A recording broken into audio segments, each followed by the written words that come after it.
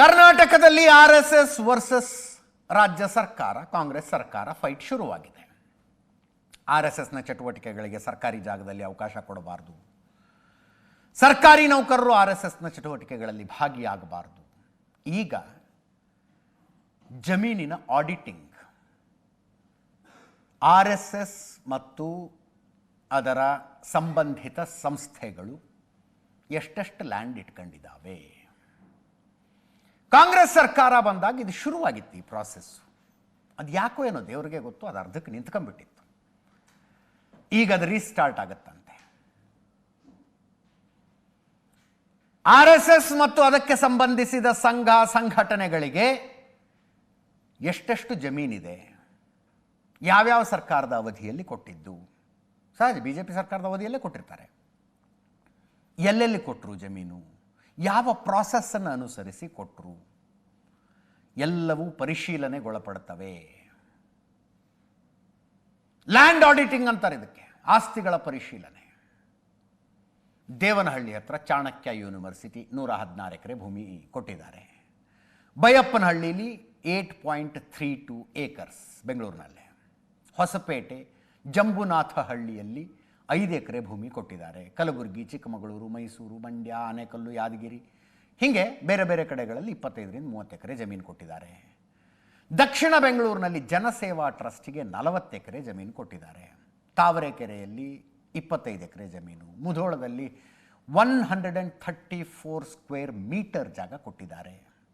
ಶಿವಮೊಗ್ಗದಲ್ಲಿ 2 ಎಕರೆ ಜಾಗ. ಎಲ್ಲವೂ ಬಿ ಜೆ ಪಿ ಟೈಮ್ನಲ್ಲಿ ಕೊಟ್ಟಿತ್ತು. ಈ ಜಮೀನುಗಳನ್ನು ಕೊಡುವುದಕ್ಕೆ ಬಳಸಿದ ಪ್ರಾಸೆಸ್ ಏನು ಅನ್ನೋದನ್ನು ಆಡಿಟಿಂಗ್ ಮಾಡ್ತಾರಂತೆ. ಆಡಿಟಿಂಗ್ ಆಗತ್ತೆ, ಅದಾದಾಗ ಏನು ಬಂತು ಅನ್ನೋದನ್ನು ನಾವು ಹೇಳ್ತೀವಿ.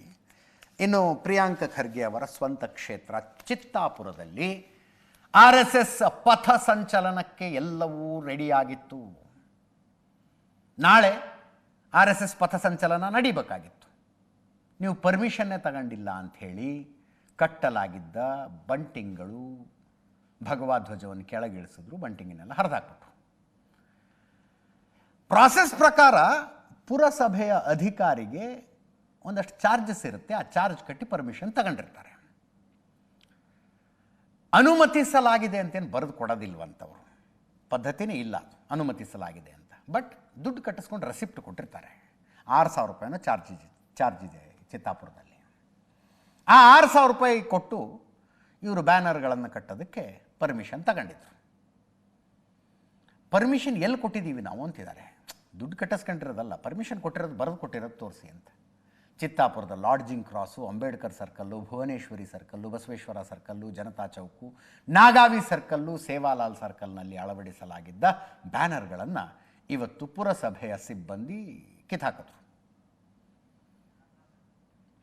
ರಾತ್ರೋರಾತ್ರಿ ನಡೀತಿದೆ. 18, 19, 20 3 ದಿವಸ ಇದನ್ನು ಕಟ್ಟೋದಕ್ಕೆ 6,000 ರೂಪಾಯಿಯನ್ನು ಜಮಾ ಮಾಡಿ ಪುರಸಭೆಗೆ ಜಮಾ ಮಾಡಿ ಪರ್ಮಿಷನ್ ತಗೊಂಡಿದ್ರಂತೆ. ದುಡ್ಡು ಕಟ್ಟಿಸ್ಕೊಂಡು ಕಟ್ಟಿದ್ದ ಬ್ಯಾನರ್ಗಳನ್ನು ಕಿತ್ತಾಕಿದ್ದೀರಿ, ಪುರಸಭೆ ಅಧಿಕಾರಿಗಳನ್ನು ಸಸ್ಪೆಂಡ್ ಮಾಡಬೇಕು, ಕಾಂಗ್ರೆಸ್ ಕೈಗೊಂಬೆ ಥರ ಅವರು ವರ್ತಿಸ್ತಾ ಇದ್ದಾರೆ ಅಂತ ಹಿಂದೂ ಸಂಘಟನೆಗಳವರ ಆಕ್ರೋಶ. ಕೇಳಿಸ್ಕೊಳ್ಳಿ. ಬೆಳಗ್ಗೆಯಿಂದ ಅವರು ಯಾವುದೂ ಫೋನ್ಗಳನ್ನು ರಿಸೀವ್ ಮಾಡ್ತಾ ಇಲ್ಲ. ಇದಕ್ಕಿಂತ ಮೊದಲು ನಾವು 6,000 ರೂಪಾಯಿ ಚಾನಲ್ ತುಂಬಿದ್ವಿ. ಇಲ್ಲಿ ಯಾವಾಗಲೂ ಏನು ಮಾಡ್ತಾರೆ, ಚಾನಲ್ ತುಂಬ್ಕೊತಾರಂದ್ರೆ ಅವರು ಸಮ್ಮತಿ ಕೊಟ್ಟಾಗೆ ದುಡ್ಡು ತುಂಬ್ಕೊಳ್ತಾರೆ ಅವರು. ಮತ್ತು ಅವರಲ್ಲಿ ಅವ್ರು ಹೇಳ್ಯಾರ ಆಯ್ತು ನಿಮ್ಮ ಪರ್ಮಿಷನ್ ಕೊಟ್ಟರು. ಈಗ ಅವ್ರು ಏನೋ ಯಾವ ಪ್ರೆಷರಿಂದ ಬಂದಾರೇನೋ ರಾತ್ರಿ ಏಕಾಏಕಿಗೆ ಬಂದು ನಾವೆಲ್ಲ ಅವ್ರಿಗೆ ಪ್ರತಿಭಟಿಸಿದ್ವಿ, ರಿಕ್ವೆಸ್ಟ್ನು ಮಾಡಿದ್ವಿ, ಆಮೇಲೆ ಪ್ರತಿಭಟಿಸಿದ್ವಿ. ಆದರೂ ಏನೂ ಕೇಳಲಾರ್ದೆ ಪೊಲೀಸ್ ಅಧಿಕಾರಿಗಳ ಬೆಂಬಲದಿಂದ ಅವರೆಲ್ಲ ಬಂಟಿಕ್ಸ್ ತೆಗ್ದಾರೆ. ಇದಕ್ಕಿಂತ ಮೊದಲು ಅವ್ರು ಕಾಂಗ್ರೆಸ್ದವ್ರು ಯಾವುದೇ ಬ್ಯಾನರ್ ಹಾಕಿದ್ರು ಅವ್ರಿಗೆ ಏನು ಪರ್ಮಿಷನ್ನೂ ಇರಲ್ಲ, ಮತ್ತು ತಿಂಗಳಾನುಗಟ್ಟಲೆ ಬಿಡ್ತಾರೆ, ಅವ್ರು ಏನೂ ಕೇಳಂಗಿಲ್ಲ. ಉದ್ದೇಶಪೂರ್ವಕವಾಗಿ ಇದು ಪಥಸಂಚಲನವನ್ನು ಹಾಳುಗೊಡಬೇಕು, ಇದನ್ನು ಮಾಡಕ್ಕೆ ಕೊಡಬಾರ್ದು ಅನ್ನೋ ಉದ್ದೇಶದಿಂದ ಅವರು ಈ ಥರ ಮೇಲೆ ನಿಂತ ಅವರಿಗೆ ಪ್ರೆಷರ್ ಬರ್ತಾ ಇದೆ. ಈಗ ಅನುಮತಿನೇ ಇಲ್ಲ ಪಥಸಂಚಲನ ಮಾಡೋದಕ್ಕೆ. ತಹಶೀಲ್ದಾರಿಗೆ ಬಂದು ಒಂದು ಮನವಿ ಪತ್ರ ಕೊಟ್ಟಿದ್ರು ಅವರು. ನಾವು 19ನೇ ತಾರೀಕು ಪಥಸಂಚಲನ ಮಾಡ್ತೀವಿ, ಅನುಮತಿ ಕೊಡಬೇಕು ಅಂತ. ಅವ್ರು ರಿಸೀವ್ ಮಾಡ್ಕೊಂಡಿದ್ರು. ಅದನ್ನು ರಿಸೀವ್ ಮಾಡ್ಕೊಂಡ್ಮೇಲೆ ಇಂತಿಂಥ ಮಾಹಿತಿ ನಿಮ್ಮ ಮನವಿಯಲ್ಲಿ ಇಲ್ಲ, ಆದ್ದರಿಂದ ಮಾಹಿತಿ ಕೊಡಿ ಅಂತ ತಹಶೀಲ್ದಾರ್ ಪತ್ರ ಬರೆದಿದ್ರಂತೆ, ರೈಟಿಂಗಲ್ಲಿ ಕೊಟ್ಟಿದ್ರು. ಆ ಮಾಹಿತಿಗಳ ಪೈಕಿ ಬಹುತೇಕ, ಅಂದರೆ ಬಹುತೇಕ ಏನೇನಂತೂ ಹೇಳ್ತೀನಿ ನಾನು, ತಗೊಂಡು ಆರ್ ಎಸ್ ಎಸ್ ಕಡೆಯವರು ಈಗ ತಹಶೀಲ್ದಾರ್ ಆಫೀಸಿಗೆ ಬಂದರೆ ತಹಶೀಲ್ದಾರ್ ಇಲ್ಲ ಅಲ್ಲಿ. ಇಂತಿಂಥ ಮಾಹಿತಿಯನ್ನು ನೀವು ಕೊಟ್ಟಿಲ್ಲ ಅಂತ ತಹಶೀಲ್ದಾರು ಪತ್ರದಲ್ಲಿ ಹೇಳಿದ್ದಾರೆ ಅವ್ರಿಗೆ. ಏನೇನು ಮಾಹಿತಿ? ಫಾರ್ ಎಕ್ಸಾಂಪಲ್, ಪಥಸಂಚಲನದಲ್ಲಿ ಎಷ್ಟು ಜನ ಇರ್ತಾರೆ, ಚಿತ್ತಾಪುರ ತಾಲೂಕು ಹೊರತುಪಡಿಸಿ ಹೊರಗಿನವರು ಯಾರಾದರೂ ಬರ್ತಿದ್ದಾರಾ, ಎಷ್ಟು ಜನ ಬರ್ತಿದ್ದಾರೆ, ಬಜಾಜ್ ಕಲ್ಯಾಣ ಮಂಟಪದ ಆವರಣದ ಮಾಲೀಕರ ಅನುಮತಿ ಪತ್ರ,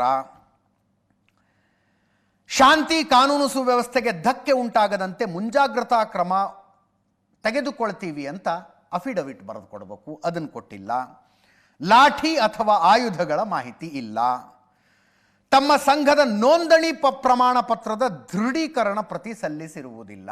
ಅಂದರೆ ಆರ್ ಎಸ್ ಎಸ್ ರಿಜಿಸ್ಟರ್ಡಾ, ಹೌದಾ ಅಲ್ವಾ? ರಿಜಿಸ್ಟರ್ಡ್ ಅಲ್ಲ. ಅದು ರಿಜಿಸ್ಟ್ರೇಷನ್ನೇ ಮಾಡಿಸಿಕೊಳ್ಳದೆ ಒಂದು ಸಂಘಟನೆ ಇರಬಹುದಾ? ಇರಬಹುದು. ರಿಜಿಸ್ಟ್ರೇಷನ್ ಮಾಡಿಸಿಕೊಳ್ಳುವುದು ಕಡ್ಡಾಯವಾ? ಅಲ್ಲ. ಹಂಗಿದ್ದಾಗ ಇವರು ನಮ್ಮದು ರಿಜಿಸ್ಟರ್ಡ್ ಆರ್ಗನೈಸೇಷನ್ ಅಲ್ಲ ಅಂತ ಹೇಳ್ತಾರೆ. ಕಾರ್ಯಕ್ರಮದಲ್ಲಿ ಯಾರು ಮುಖ್ಯ ಭಾಷಣಕಾರರಾಗಿ ಭಾಗವಹಿಸುವುದರ ಬಗ್ಗೆ ಪೂರ್ಣ ಮಾಹಿತಿ, ಪಥಸಂಚಲನ ಕಾರ್ಯಕ್ರಮ ಕುರಿತು ತುರ್ತು ಸಂವಹನ ಕೈಗೊಳ್ಳಲು ಜವಾಬ್ದಾರಿಯುತ 10 ಜನ ಸ್ಥಳೀಯ ಮುಖಂಡರ ಮಾಹಿತಿ, ಪಥಸಂಚಲನ ಕಾರ್ಯಕ್ರಮವು ಸ್ಥಳೀಯ ಚಿತ್ತಾಪುರ ಘಟಕದಿಂದ ಕೈಗೊಳ್ಳುತ್ತಿದ್ದೀರೋ ಅಥವಾ ಮತ್ಯಾವ ಘಟಕದಿಂದ ಕೈಗೊಳ್ಳುತ್ತಿದ್ದೀರಿ, ಪಥಸಂಚಲನ ಕಾರ್ಯಕ್ರಮ ಮಧ್ಯಾಹ್ನ 3 ಗಂಟೆಗೆ ಹಮ್ಮಿಕೊಳ್ಳಲಾಗಿದೆ, 3 ಗಂಟೆಯಿಂದ ಎಷ್ಟು ಗಂಟೆ ತನಕ ನಡೆಯುತ್ತೆ, ಇದರ ಮುಖ್ಯ ಉದ್ದೇಶ ಏನು? ಈ ಪ್ರಶ್ನೆಗಳನ್ನು ಕೇಳಿ ತಹಶೀಲ್ದಾರ್ ಪತ್ರ ಬರೆದಿದ್ರು ಅವ್ರಿಗೆ. ಉತ್ತರ ತಗೊಂಡು ಬಂದಿದ್ದಾರೆ ಅವರು. ನೀವು ಕೇಳಿದ ಪಾಯಿಂಟ್ ನಂಬರ್ 1ಗಿದು ಉತ್ತರ, 2ಗಿದು ಉತ್ತರ, 3ಗಿದು ಉತ್ತರ ಅಂತ. ತಹಶೀಲ್ದಾರ್ ಇಲ್ಲ ಅಲ್ಲಿ. ಅಲ್ಲಿಗೆ ನಾಳೆ ಪಥಸಂಚಲನ ನಡೆಯುತ್ತೋ ನಡೆಯೋದಿಲ್ಲವೋ ಕುತೂಹಲ ಚಿತ್ತಾಪುರದ ಕಡೆ ಎಲ್ಲರ ಚಿತ್ತ. ನಾಳೆ ಪ್ರಿಯಾಂಕ್ ಖರ್ಗೆ ಅವ್ರು ಹೇಳ್ತಾರೆ, ಹೌದ್ರಿ ತೆಗೆಸಿದ್ದೀವಿ, ನಾವೇ ಧ್ವಜ ತೆಗೆಸಿದ್ದೀವಿ, ನಿಯಮದ ಪ್ರಕಾರ ಕಟ್ಟಿರಲಿಲ್ಲ. ನಾನು ಮಿನಿಸ್ಟರ್ ಆದಾಗ ನಮ್ಮ ಬೆಂಬಲಿಗರು ಹೋಗಿ ಬ್ಯಾನರ್ ಕಟ್ಟಿದ್ರು, ಪುರಸಭೆಯವರು ನಮ್ಮ ಪಕ್ಷಕ್ಕೆ ದಂಡ ಹಾಕಿದ್ರು, ನಾವು ದಂಡ ಕಟ್ಟಿದ್ದೀವಿ ಅಂತಾರೆ ಅವರು. ಕೇಳಿಸ್ಕೊಳ್ಳಿ. ಚಿತ್ತಾಪುರ್ನಲ್ಲಿ ಸಂಘಟನೆಗಳದ್ದು ಬ್ಯಾನರ್ ತೆಗೆದಿದ್ದೀವಿ, ಅವ್ರದ್ದು ಧ್ವಜ ಕೆಳಗಿಳಿಸಿದ್ದೀವಿ ಅಂತ. ಹೌದು, ಇಳಿಸಿರೋದು ನಿಜ. ಪರ್ಮಿಷನ್ ತಗೋಬೇಕಲ್ವಾ? ಈಗ ಮೊದಲನೇ ಬಾರಿ ನಾನು ಮಂತ್ರಿ ಆದಾಗ ನಮ್ಮ ಬೆಂಬಲಿಗರೆಲ್ಲರೂ ನನ್ನ ಪೋಸ್ಟರು ಅದು ಇದು ಹಾಕಿದ್ರು. ಕಾರ್ಪೊರೇಷನ್ ಕಮಿಷನರ್ ನನಗೆ ಫೈನ್ ಹಾಕಿದ್ರು, ಕಾರ್ಪೊರೇಷನ್ ಕಮಿಷನರ್ ನಮ್ಮ ಪಕ್ಷಕ್ಕೆ ಫೈನ್ ಹಾಕಿದ್ರು. ತಗೊಳ್ಳಿ, ಪರ್ಮಿಷನ್ ತಗೊಂಡು ಹಾಕಿ ಪೋಸ್ಟರು, ಯಾರು ಬೇಡ ಅಂತ ತೆಗೆದುಕೊಂಡಿದ್ವಿ, ಆದ್ರೂ ನೀವು ಕಿತ್ತಾಕ್ಸಿದಿರಿ ಅಂತೇಳಿ. ಎಲ್ಲಿದೆ ತೋರಿಸ್ಲಿ ಇವ್ರೆ. ನಾನೇನು ಹೇಳಿದ್ದೀನಿ, ಇಂಥದ್ದು ಅಧಿಕೃತವಾದ ಪರ್ಮಿಷನ್ ಇದೆ, ನಾವು ಪರ್ಮಿಷನ್ನ ನಾವು ತೊಗೊಂಡಿದ್ವಿ, ಪರ್ಮಿಷನ್ ಕೊಟ್ಟಾದ್ಮೇಲೂ ಹಿಂಗೆ ಮಾಡಿದ್ದಾರೆ ಅಂತ. ಹೋಗಿ ನಿಯಮ ಇದೆ ಅಲ್ವಾ? ನೀವೇ ಹೇಳ್ತಾ ಇದ್ದೀರಾ ನಿಯಮ ಇದೆ ಅಂತ. ನಿಯಮ ಪಾಲನೆ ಆಗಿಲ್ಲ, ಸಸ್ಪೆಂಡ್ ಆಗಿದ್ದಾರೆ. ನಾನೇನಾದರೂ ಕಾನೂನು ಬಾಹಿರವಾಗಿ ಹೇಳ್ತಾ ಇದ್ದೀನಾ? ನಿಯಮ ಉಲ್ಲಂಘಿಸಿ ಅವನು ಗಣವೇಶ ಹಾಕೊಂಡಿದ್ದಕ್ಕೆ ಸಸ್ಪೆಂಡ್ ಮಾಡಿದ್ದು.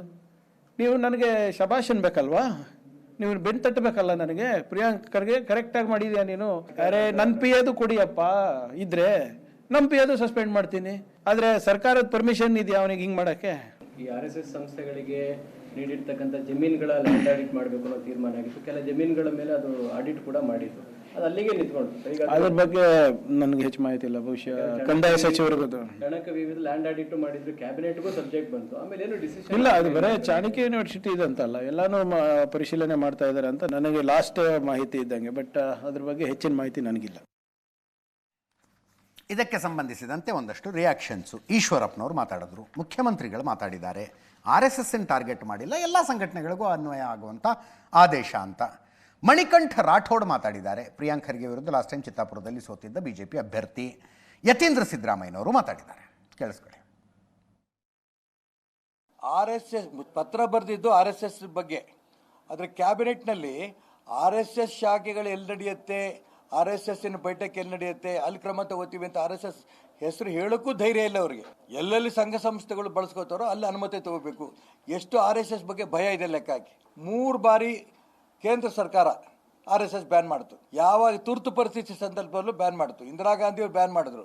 ಯಾರ್ಯಾರು ಬ್ಯಾನ್ ಮಾಡಿದ್ರು ಅವರೇ ನಾಶ ಆಗೋದು ವಿನ RSS ಅತಿ ಹೆಚ್ಚು ಬೆಳೀತಾ ಇದೆ. ಹಾಗಾಗಿ ಇವರೆಲ್ಲ ಕುನ್ನಿಗಳು, ಪ್ರಿಯಾಂಕಾ ಖರ್ಗೆ, ಹರಿಪ್ರಸಾದ್, ಇವರೆಲ್ಲ ಜನರ ಮಧ್ಯೆ ದೊಡ್ಡವರಾಗಂತ ಪ್ರಚಾರ ಗಿಟ್ಟಿಸಂಥ ವ್ಯವಸ್ಥೆ ಆಗ್ತಾ ಇದೆ. ಆ ಕುನ್ನಿಗಳು ಹೆಂಗೆ ಬೊಗಳ್ತಾವ ಹಂಗೆ ಬೊಗಳ್ತಾ ಇದೆ. ಇದನ್ನು RSS ಲೆಕ್ಕದಲ್ಲೇ ಇಟ್ಕೊಳಲ್ಲ. ನೋಡಪ್ಪ, ನಾವು ಮಾಡಿರೋದು ಯಾವುದೇ ಆರ್ಗನೈಸೇಷನ್ನು ಪರ್ಮಿಷನ್ ಇದು ಹಿಂದೆನೇ ಮಾಡಿತ್ತು. ಜಗದೀಶ್ ಶೆಟ್ಟರ್ ಇರುವಾಗಲೇ ಮಾಡಿತ್ತು. ಅದನ್ನು ರಿಪೀಟ್ ಮಾಡಿದ್ದೀವಿ ಅಷ್ಟೇ. ಟಾರ್ಗೆಟ್ ಆರ್ ಎಸ್ ಎಸ್ ಅಲ್ವೇ ಅಲ್ಲ, ಎನಿ ಆರ್ಗನೈಸೇಷನ್. ಪ್ರಿಯಾಂಕ್ ಖರ್ಗೆ ಅವರು ಜಿಲ್ಲಾ ಉಸ್ತುವಾರಿ ಸಚಿವರು ರಾಷ್ಟ್ರೀಯ ಸ್ವಯಂ ಸೇವಕ್ಗೆ ತಾವು ಕ್ಷಮೆ ಕೇಳಬೇಕು. ಕೇಳಲಿಲ್ಲಪ್ಪ ಅಂತಂದ್ರೆ ಮುಂಬರುವ ದಿನಗಳಲ್ಲಿ ಇವತ್ತು ಖಾಲಿ ನಿಮಗೆ ಫೋನ್ ಕರೆಗಳಿಂದ ಏನು ಬೈತಾ ಇದ್ದಾರೆ, ಮುಂಬರುವ ದಿನಗಳಲ್ಲಿ ಬಹುಶಃ ನಿಮ್ಮ ಮನೆಗೂ ಬರಬಹುದು. ಬೇರೆ ಸಂಸ್ಥೆಗಳಾದರೆ ಇವಾಗ ದಲಿತ ಸಂಘಟನೆಯವರು ಅಥವಾ ಬೇರೆ ಯಾವುದೋ ಜಾತಿ ಸಂಘಟನೆಯವರು ಅಥವಾ ಇನ್ಯಾವುದೋ ಒಂದು ಸಂಘಟನೆಯವರು ಈ ರೀತಿ ಯಾವುದೇ ಒಂದು ಪೂರ್ವಾನುಮತಿ ಇಲ್ಲದೆ ನಡ್ಸೋಕ್ಕೆ ಸಾಧ್ಯ ಆಗುತ್ತಾ? ಇಲ್ಲ. ಆದರೆ RSS ಅವ್ರಿಗೆ ಮಾತ್ರ ಬೇರೆ ಒಂದು ಕಾನೂನು, ಇಡೀ ದೇಶಕ್ಕೆ ಒಂದು ಕಾನೂನು, RSS ಅವ್ರ ಒಂದು ಕಾನೂನು, ಅದು ಮಾಡೋದಕ್ಕಾಗೋದಿಲ್ಲ. ದೇಶದ ಕಾನೂನು ಎಲ್ಲರಿಗೂ ಒಂದೇ. ಸೊ RSS ಅವರು ಕೂಡ ಏನಾದರೂ ಕಾರ್ಯಕ್ರಮಗಳನ್ನು ಮಾಡಬೇಕು ಅಂತಾರೆ, ಕಾರ್ಯಕ್ರಮ ಉದ್ದೇಶ ತಿಳಿಸಬೇಕು, ಅದಕ್ಕೆ ಸರಿಯಾದ ಸಂಸ್ಥೆಗಳಿಂದ, ಅಪ್ರಾಪ್ರಿಯೇಟ್ ಸಂಸ್ಥೆಗಳಿಂದ ಅನುಮತಿ ಪಡಿಬೇಕು, ನಂತರ ಅದಕ್ಕೆ ನಿಯಮ ಅಂತೂ ಹಳೇದಿತ್ತು, ಅದನ್ನು ಕಟ್ಟುನಿಟ್ಟಾಗಿ ಜಾರಿಗೊಳಿಸುವ ತೀರ್ಮಾನಕ್ಕೆ ರಾಜ್ಯ ಸರ್ಕಾರ ಬಂದಿದೆ. ನೋಡಿ, ಇದಕ್ಕೆ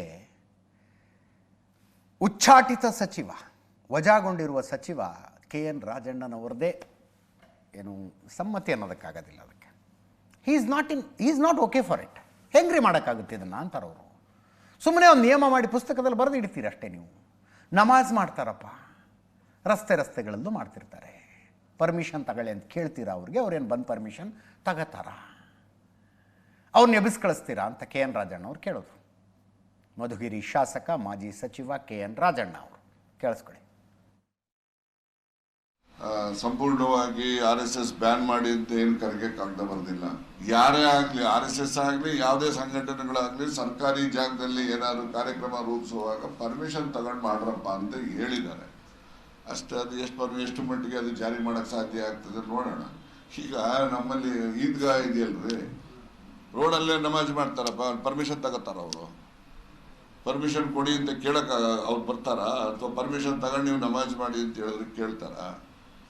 ಎಲ್ಲ ಕಾನೂನುಗಳು ಮಾಡೋ ಅಂಥ ಕಾಲದಲ್ಲಿ ಯಾವುದನ್ನ ನಾವು ಜಾರಿ ಮಾಡೋಕ್ಕಾಗ್ತದೆ ಅಂಥವನ್ನ ಕಾನೂನು ಮಾಡಬೇಕೆ ಹೊರತು ಜಾರಿ ಮಾಡೋಕ್ಕಾಗದೇ ಇರೋ ಕಾನೂನುಗಳನ್ನ ಮಾಡ್ಕೊಂಡು ಕೂತ್ಕೊಂಡ ಪುಸ್ತಕದಲ್ಲಿ ಇರ್ತಾವೆ ಅಷ್ಟೇ. ಇನ್ನು ಮಾಜಿ ಲೋಕಾಯುಕ್ತ ಸಂತೋಷ್ ಹೆಗಡೆ ಅವರು ಧಾರವಾಡದೊಂದು ಕಾರ್ಯಕ್ರಮಕ್ಕೆ ಹೋಗಿದ್ದರು. ಆ ಕಾರ್ಯಕ್ರಮದಲ್ಲಿ ಪತ್ರಕರ್ತರು ಮಾತಾಡಿಸಿದ್ದಾರೆ. ಆವಾಗ ಅವ್ರು ಹೇಳ್ತಾರೆ, ಹೆಂಗ್ರಿ ಬ್ಯಾನ್ ಮಾಡೋಕ್ಕಾಗುತ್ತೆ, ಅದು ಏನು ಅಂತ ಬ್ಯಾನ್ ಮಾಡೋಕ್ಕಾಗತ್ತೆ ಅಂತ. ನಾಳೆ BJP ಅವರು ಬಂದು ಕಾಂಗ್ರೆಸ್ಸನ್ನು ಬ್ಯಾನ್ ಮಾಡ್ತೀವಿ ಅಂದರೆ ಏನು ಮಾಡ್ತೀರಿ ಅಂತ. ಬ್ಯಾನ್ ಮಾಡೋದು ಸಂವಿಧಾನಕ್ಕೆ ವಿರುದ್ಧ. ಸಂಘಟನೆಗಳನ್ನು ಕಟ್ಟುವ ಅಧಿಕಾರ ಸಂವಿಧಾನ ಕೊಡುತ್ತೆ. BJP ಅಧಿಕಾರಕ್ಕೆ ಬಂದು ಕಾಂಗ್ರೆಸ್ಸನ್ನೇ ಬ್ಯಾನ್ ಮಾಡ್ತೀವಿ ಅಂತ ಹೊರಟ್ರೆ ಏನಾಗುತ್ತೆ? ಸರ್ಕಾರ ಗಮನ ಹರಿಸಬೇಕಾದ ವಿಷಯಗಳ ಕಡೆ ಮೊದಲು ಗಮನ ಹರಿಸಲಿ ಅಂದರು. ಕೇಳಿಸ್ಕೊಳ್ಳಿ. ನನ್ನ ಅನಿಸಿಕೆಯಲ್ಲಿ ಇದೊಂದು ಬಹಳ ದೊಡ್ಡ ಸಮಸ್ಯೆ. ಬರೀ ಕರ್ನಾಟಕಕ್ಕೆ ಸೀಮಿತವಾದದ್ದಲ್ಲ, ಯುವಕರಿಗೆ ಸಿಗಬೇಕಾದಂಥ ಕೆಲಸಗಳು ಸಿಗ್ತಾ ಇಲ್ಲ. ಅದಕ್ಕಾಗಿ ಒಂದು ಹೋರಾಟ ಮಾಡಬೇಕನ್ನೋದು ನಮ್ಮ ವಿಚಾರ. ಆ ರೀತಿಯಲ್ಲಿ ನಾವು ಪ್ರಯತ್ನ ಮಾಡ್ತೀವಿ. ಹೌದು, ಅದನ್ನೆಲ್ಲ ಗಮನಕ್ಕೆ ತಗೊಳ್ಬೇಕು ಅಧಿಕಾರದಲ್ಲಿದ್ದವರು. ಯೋಜನೆಯಲ್ಲಿ ಯಾವ ಹುದ್ದೆ ಖಾಲಿಯಾಗಿದೆ ಆ ಹುದ್ದೆಯನ್ನು ಮಾಡಬೇಕು ಮತ್ತು ಆ ದಾರಿಯಲ್ಲಿ ಕೂಡ ಸರಿದಾರಿ ಇರಬೇಕು. ಭ್ರಷ್ಟಾಚಾರ ಇರಬಾರ್ದು, ಅಕ್ರಮಗಳು ಇರಬಾರ್ದು. ಅದರಿಂದ ಜನರಿಗೆ ನೋವಾಗ್ತದೆ. ಜನರಿಗೆ ನೋವಾದರೆ ಮತ್ತೆ ಅದರ ಪರಿಣಾಮ ಭಾಳ ಗಂಭೀರವಾಗ್ತದೆ. BJP ಅವರು ಅಧಿಕಾರಕ್ಕೆ ಬಂದರೆ ಕಾಂಗ್ರೆಸ್ಸನ್ನೇ ಬ್ಯಾನ್ ಮಾಡ್ತಾರೆ. ಅದು ಅವರ ಆಟ. ಅಲ್ಲ, ಸಂಘಟನೆ ಕಟ್ಟುವ ಅಧಿಕಾರ ಸಂವಿಧಾನದಲ್ಲೇ ಇದೆ. ಆದ್ದರಿಂದ ಅದಕ್ಕೆ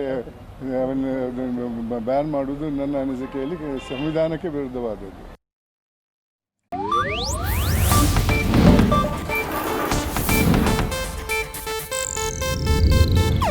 ಇದು ಏಷ್ಯಾನೆಟ್ ನ್ಯೂಸ್ ನೆಟ್ವರ್ಕ್ ಪ್ರಸ್ತುತಿ.